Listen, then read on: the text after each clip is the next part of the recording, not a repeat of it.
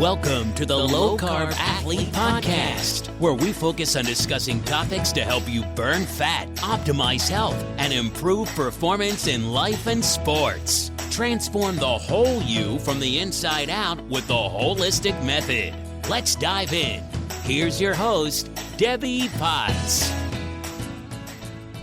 Hey, are you an aging athlete? Are you over 40 and struggling to get your desired results? I understand your frustrations. If you're like me, you're trying to get your running back or your cycling back or whatever sport you love to do, and you just can't figure out what's missing in your performance gains. How is your training and fueling program working for you? That's what I do.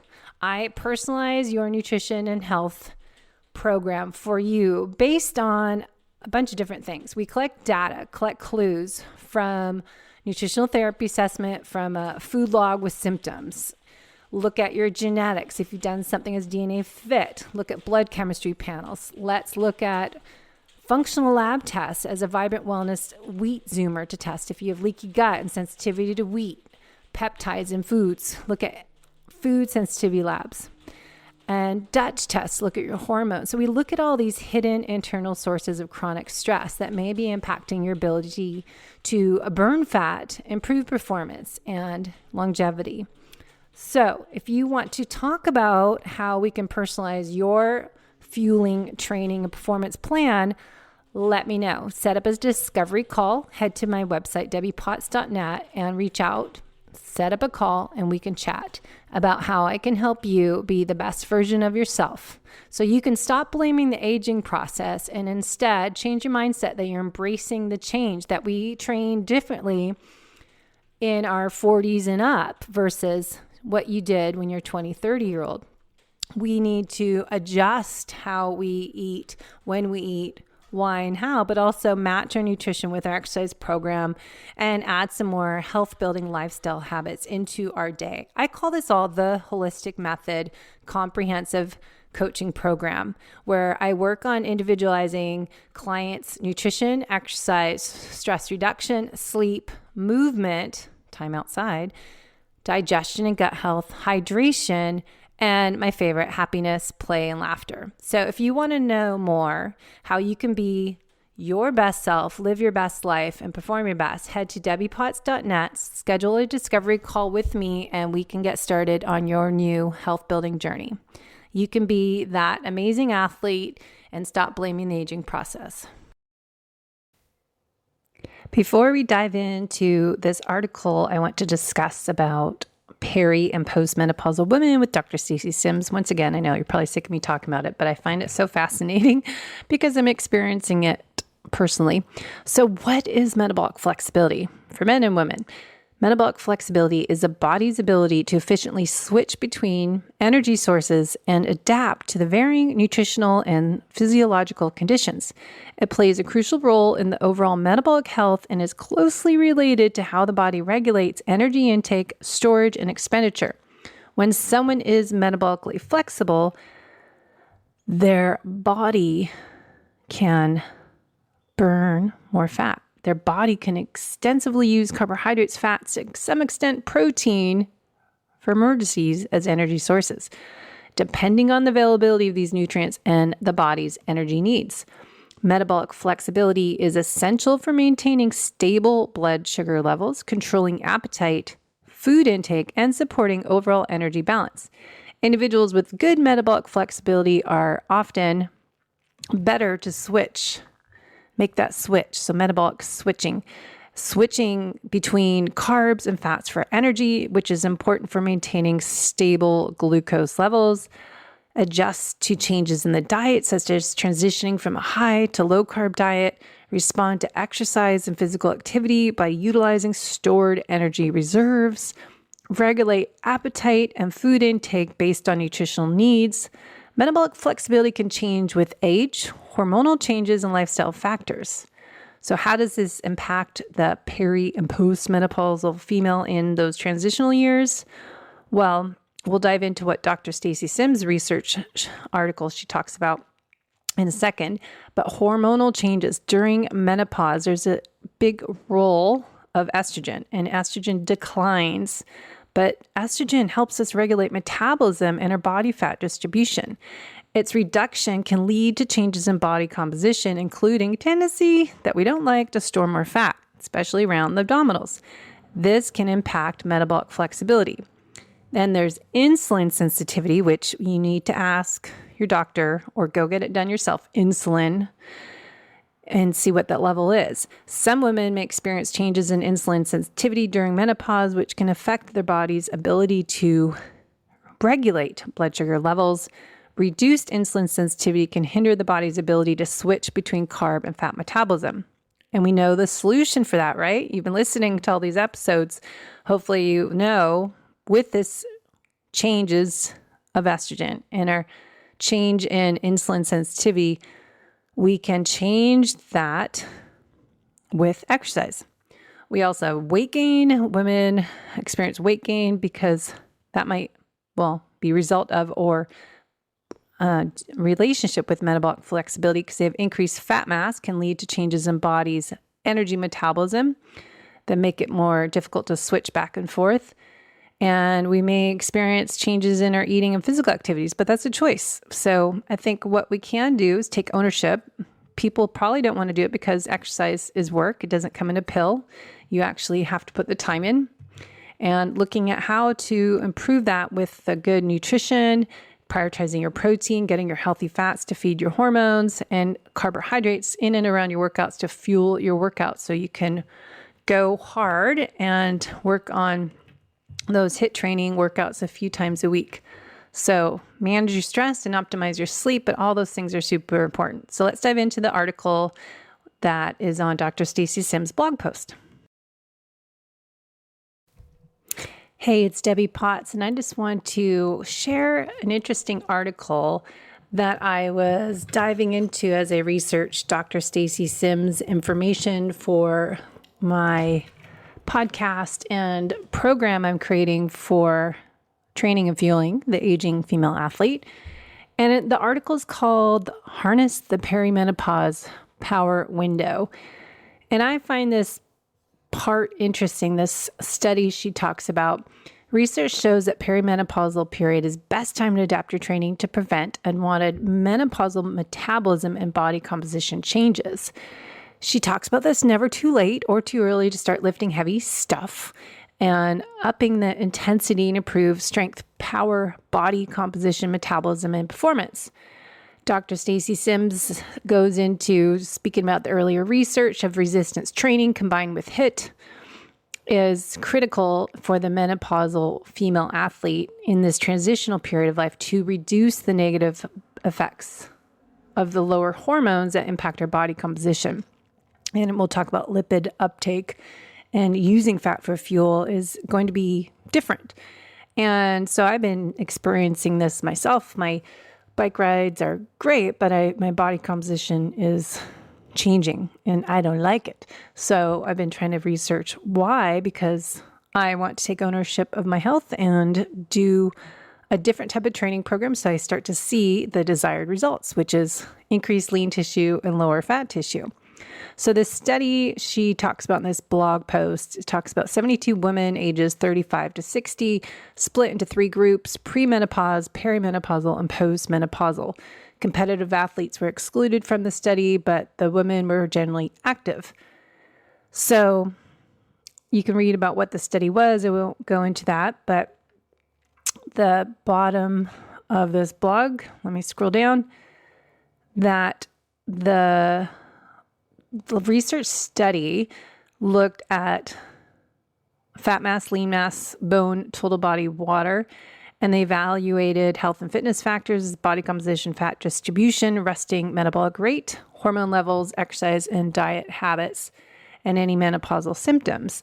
The researchers were also interested in how different groups responded during exercise tests with regards to carbohydrate versus fat utilization. And I'm personally interested in this since I purchased Pinoy Metabolic Testing Kit to start doing in North San Diego, and I can take it with me as I'm going to Kona, and I'll test people there for a couple weeks and then hopefully start doing that every March and October. And I think this is pretty interesting for someone that's always done Maffetone, Phil Maffetone's type of training, the max aerobic function heart rate. I've done testing for years. In my previous life, I did New Leaf metabolic testing, and I trained my heart rate since, before 2001. And I've done previous life, lots of marathons and Ironmans, and did well because I was efficient at burning fat at high levels and sparing my glycogen storage. So I was a good fat burner and could race at a faster pace. I would get faster at the lower heart rates, which is our goal with the Maffetone type of training and working on improving our fat burning window. But this study is interesting as I am 51, going to 52 somehow soon, and actually in 3 weeks. And the data, after they analyzed the data, they found the greatest body composition and metabolic changes happened during perimenopause, which is where I am after age 40, about 5-10 years before you hit menopause. So maybe when you're in your mid 40s, you might feel changes. So the women in perimenopause had a greater fat mass and lower fat-free muscle, and the elevated percentage of body fat compared to pre and post-menopausal women.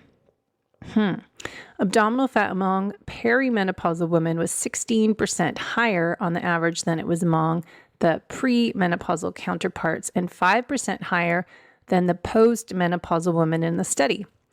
So they found that the fat mass was nearly 16 pounds greater in perimenopausal women compared to the pre-menopausal peers.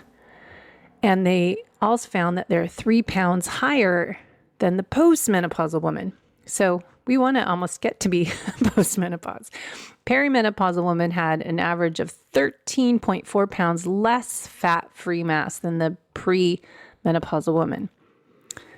There was much smaller difference, quarter pound difference between perimenopausal and postmenopausal women, which shows the significance of metabolic changes during the menopausal transition years.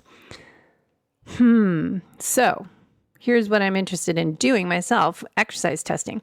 So during the exercise test of increasing the intensity, and I know my test that I do with Pinoy is 1 minute increments, increase in the intensity. We're measuring your oxygen, carbon dioxide, so your RER, RQ value, your fat to carbohydrate ratio, and your volume of oxygen and carbon dioxide, of course, and your breath analysis. So they found, as increased intensity in their study, that premenopausal women were able to switch between burning carbohydrate and fat relatively easy and moderate intensity, with an increase in carbohydrate use during higher intensities. But in both the peri and post groups, so let's define perimenopause as 5 to 10 years before menopause, which is just one day. Remember, menopause definition, someone created this, is 12 months without having a cycle. So whoever can read about Dr. Elizabeth Bright's book, explains history of menopause. So we hit menopause, that's one day. Next day, you're postmenopause. So we have peri and postmenopause. Premenopause is when you are cycling. And then as you hit perimenopausal is that closer creeping slowly to that transition somewhere in your 50s. Now, there was a heavy reliance on carbohydrate as a fuel, regardless of intensity, for the peri and postmenopausal women, especially the perimenopausal.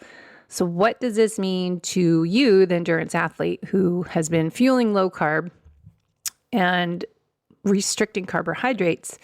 This is why I want to share this. That maybe carb restriction, we're not saying no carbs on the Low Carb Athlete podcast, which is why I'm calling it the Fit and Healthy podcast.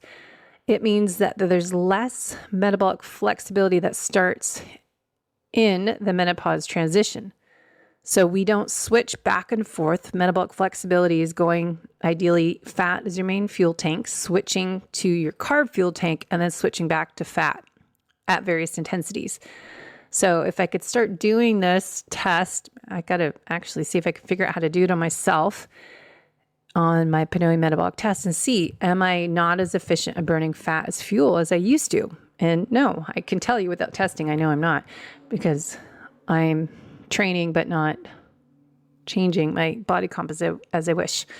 So less metabolic flexibility means that we have in perimenopausal a more dependence on carbohydrates for fuel regardless of intensity. So if we are doing zone 2 where we're training that peak fat burning range, we may still be burning, and you see this in the Pinoy metabolic testing, that percentage of fat to carbohydrate, I'm sure, would be different than me 10 years ago, 15 years ago. So it means that there's less metabolic flexibility that starts in this transition period of life, midlife. And we know that other studies that high intensity interval training helps with improving metabolic flexibility and body composition. So this is why I'm shifting my own workouts from doing hour runs 4 days a week, doing zone 2, and shifting to my bike and my run and my swim to less volume and more intervals, warm up, warm down intervals without overtraining. So it depends on the day. You're not going to do, maybe you do a 2 days back to back of hard workouts with the HIIT intervals, and then you need a day or two of rest and you can do it again. And then we talk about, a deload week that you go 2 weeks of various intensities, various workouts, and you have a week off. Now, and then cycling women go 3 weeks build and then 1 week off. And then maybe you're looking at this as a season, that you're doing this program for a season, 3 months, 1 quarter, and then you switch it up. So we want to try incorporating the HIIT, as I said in the previous episode, that we may find the long, slow distance work isn't changing our body composition and burning as much fat as we once used to experience as a female athlete in this middle age. So we want to reverse that. So we want to improve our metabolic flexibility so we can get back at burning fat, switching to carbs, burning fat again a little more easily, being more flexible in our fuel sources by adding in or swapping out the long, slow distance zone 2 training to more zone 4 and 5, down to zone 1, go up and down. So the HIIT training, remember, I talked a little bit, is that 1 minute intervals. Even better to do the sprint interval training as I did yesterday, doing the 10 to 20 to 30 seconds, hard as you can, and then maybe easy 2 minutes, so long recovery, and do it again. So interesting article to look up. It's something that I'm starting to go, aha, now I get it, because I'm there. Before I thought, okay, that's not right. So the research concluded, I'll say again, that perimenopausal women may be able to avoid the loss of fat-free mass and unfavorable metabolic changes by engaging in activities that help maintain muscle mass and fat burning capacity, such as resistance training and focusing on HIIT training. So Dr. Stacy Sims says she tells her perimenopausal women she works with, if you do nothing else, you should lift heavy stuff, S-H-I-T. You could also make sure you're doing that strong stimulus. We need that strong stimulus of the lifting heavy weights, 3 to 6 repetitions that last 1 or 2 reps with good form that you can't do another one. We need to have that strong stimulus to maintain muscle as our hormone levels fluctuate and decline, estrogen and testosterone, but for sure estrogen and progesterone. Muscle cell studies, she says, shows that when researchers take estrogen away from animals, their ability to regenerate muscle stem cells can drop 30 to 60% in animals. Muscle biopsies in women during menopause transition show the same thing. Resistance training that includes heavy lifting, that 1 to 6 repetitions, stimulates those cells, those muscle cells, and helps you maintain that muscle. So ideally, we should be lifting 3 days a week. If you're an endurance athlete, try to do 2 days a week. And wintertime coming up here, I would, your season should be changing. You're not racing. It should be off season. You should be focusing on more strength training. So she also recommends sprint training, that super high intense 10 to 30 seconds all out for women in menopause transition as a way to maintain a fat burning metabolism and body composition. Many of her clients are doing the heavy lifting and sprint sessions on the same day with plenty of recovery between these hard days. So you may want to think about revisiting your training schedule. If you're over 40 something, mid 40s to your 50s, before you hit that menopause and after menopause, same thing.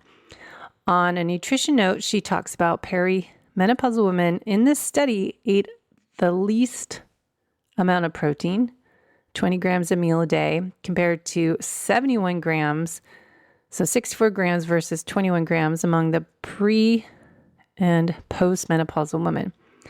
She would tell them to eat more protein in this study, menopause transition. So I then, because I know Dr. Stacey Sims has talked to Dr. Gabrielle Lyon, that we want to go higher with their protein, especially active women.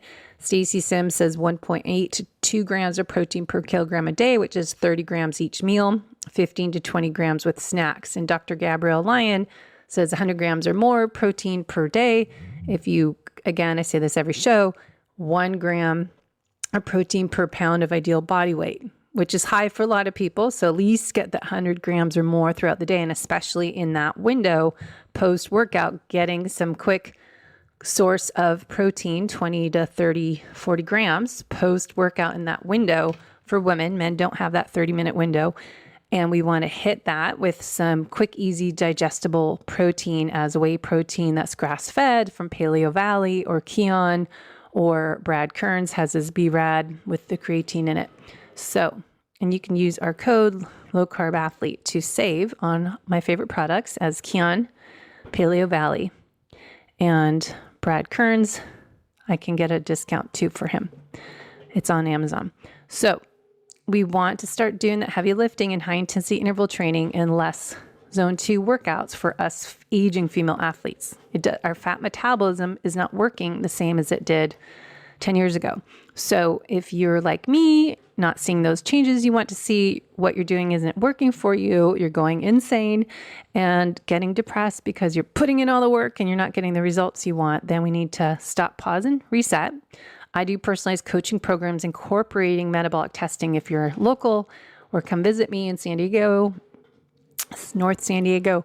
And then we add in doing the blood chemistry panel, looking at insulin, which your doctor won't do, but you can get it by Own Your Own Labs and some other sources. So check out Dr. Stacey Sims' blog, and then she has some links to some articles I want to dive into on fat metabolism and doing the HIIT training to improve metabolism. So let me know if you understand, agree, feel with me what's going on. I just wanted to do this quick article review. Have a great day. Hey, my fellow aging endurance athletes, just a reminder, if you like what you listened to today, make sure to share this episode with your community. Head to debbiepotts.net to set up a free discovery call to learn more about my personalized coaching programs, especially if you are on a mission as myself to improve the aging process and start training to be my best self when I am 80, 90 years old. So I am on a mission to live my best life and be my best self the second half of my life. So if you're on the same mission as me, head over to my website and YouTube channel to learn more ways to improve the whole you from the inside out with the holistic method.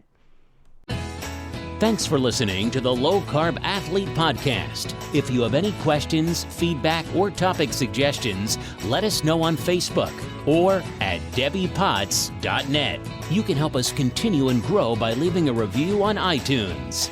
Thanks again, and see you next time.